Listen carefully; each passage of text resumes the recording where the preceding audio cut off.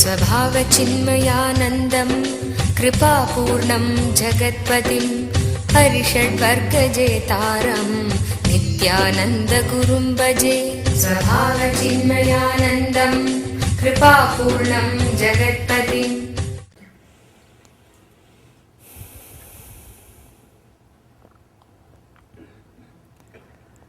सदाशिवसमारम्भां शङ्कराचार्यमध्यमाम् अस्मदाचार्यपर्यन्तं वन्दे गुरुपरम्पराम्.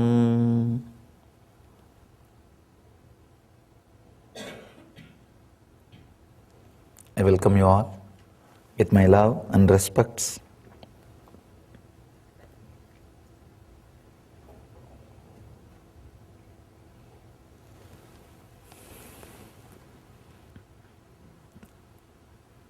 Very beautiful story by Ramana Maharshi. Somebody goes to Bhagavan and asks, Bhagavan, what is the technique to become enlightened? Will the service to society help? Or breathing, controlling the breath will help? Or should I do meditation? Should I do this? Should I do that? Bhagavan beautifully says in a story, one person is seeing a dream as if a tiger is chasing him. And he is shouting, tiger is chasing me, save me, save me. If you give him a weapon from the waking state, you see, he is dreaming and he is shouting in the dream, means he is shouting in the sleep. Tiger is chasing me, save me, save me. You are sleeping in the next room, suddenly you bring a weapon and give him. Will it be of any help? No. All you need to do, save him from that suffering, is just tell him, hey, wake up. That's all. Nothing else is needed. Nothing else can help. All you need to do is wake up. Tell him to wake up. No other technique will help. No other method can help. How the waking up happens? The attention, instead of being on the scene, when it turns towards the seer, he wakes up. This understanding about the avastatraya, these three states of consciousness, I can say three states of mind. We can't use the word consciousness because consciousness has no states. It's beyond. Only in the Western psychology they use the word unconscious, subconscious and conscious and superconscious. Conscious is always super. It's beyond super. It cannot be. Maybe you can use the word for mind. If you understand the three states of the mind, Trivikalpa, your whole attention will turn towards the seer and the awakening will happen automatically. Understand? Only a person who has crossed all these three before leaving the body is enlightened. There are very few rare souls who leave the body after exhausting all these three, but even after that they descend. They assume a body. They are called incarnations, avatara. Understand? Based on the state in which you stayed most of your time, that is the state will automatically erupt when you are leaving the body. If you stayed most of your time in the waking, clear state, if that was the strongest experience of your life, that was the essence of your life, you will see when you leave the body, only that will come up. If dream state is the state you spent most of your time, or you feel that is the essence of your life, that will come up if you leave, when you leave the body. If Deep sleep state was the real experience you enjoyed.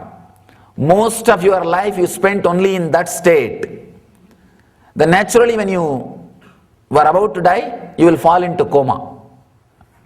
Understand? Based on the person's death, we can say how he lived. If a person can leave the body consciously, he lived consciously. The majority of his life was conscious, means in the waking state. Understand? All the time you are able to move your body and mind as you want. Do not think you are waking state. No. Many times you will be driving, but you do not know in which road you are driving. Only when you reach your office and park the car, suddenly you remember last 30 minutes you drove. At least 200 decisions you would have made to drive, right, left, stopping in the red signal. 200 decisions you have made without being aware you are driving. You are doing something. So all the moments in which you are able to move your hands or leg as you want does not mean you are in waking state.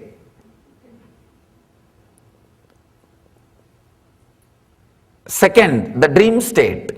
If you lived most of your time in the dream state, means daydreaming and night dreaming. If your body is moving as you want, but your mind is also moving as it want, the accounts will go only to dream state. That hours cannot be considered as a waking state. The person who spent most of his time in dream state, you will see him talking, blabbering, uttering some illogical words before he dies. Not only that, he will fall into the dream state and leave the body. And the person who lived most of his time in the deep sleep state, potato couch we call, who did not do anything else except eating and seeing the TV. And this kind of people, they naturally land in coma before they leave the body, and leave the body unconsciously. Only a person who lived, understood and left all these three bodies relaxes into enlightenment. Very rarely person who has become enlightened again lands in the body out of deep compassion and love. That is what we call avatar incarnations. Person who died with the waking body, he enters. Of course, if you died in waking body or dream body or deep sleep body, naturally you will take birth immediately. The next body, you will start searching and entering into the next body. Person who died in the waking state, with the waking mood, he will enter into the body, he will enter into the world with another one body which is created in a normal way, with a physical relationship, with a physical intercourse, with the ordinary sex. He will catch that kind of body and land. And the next, the person who left the body in the dream state, he will select the body which is created by the tantric intercourse, means the meditative parents. Even though there was a physical relationship, there was a lot of meditativeness into that. Both of them were real seekers, spiritual persons. In that kind of womb he will enter. A person who left the body with a deep sleep state, in the deep sleep state, he will naturally enter into animalistic, means completely the move or the thinking physical and mental movements are unaware. Animalistic means it may not be four-legged animal, even two-legged animal it can be. It can be even human animals, means who have the human body, but the Pratyagatma Chaitanya, the individual consciousness awakening has not happened. He will choose that kind of parents and land in that kind of body. Person who has left the body after disconnecting, unclutching from all the four sarira, the enlightened beings, if they land in the body, they will land in the immaculate conceptions. They will take up a body, they will land in a body which is created not by any intercourse or any physical relationship. Understand? Looks very illogical.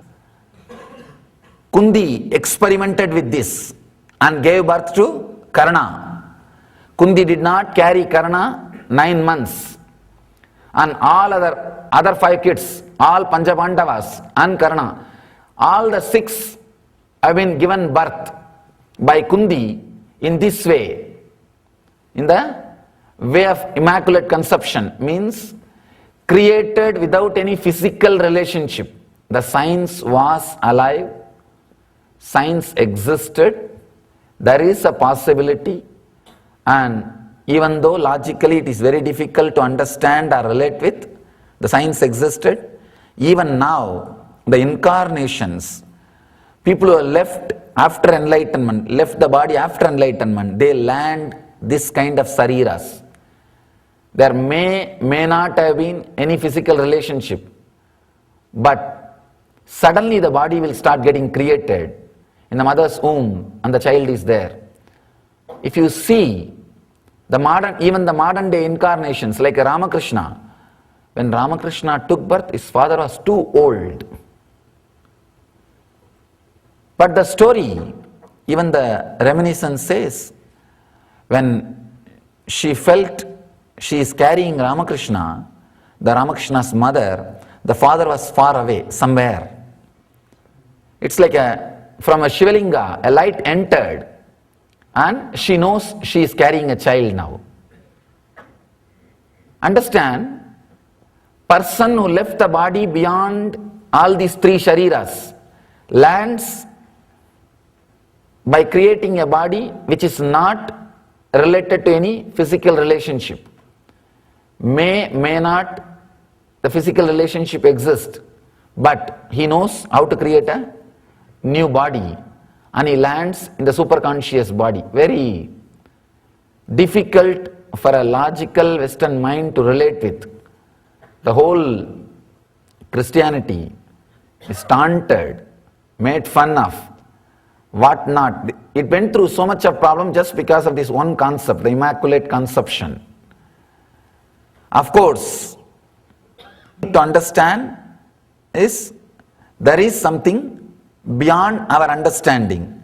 If we have that much of passions, look into it, try to understand, otherwise at least relax from it.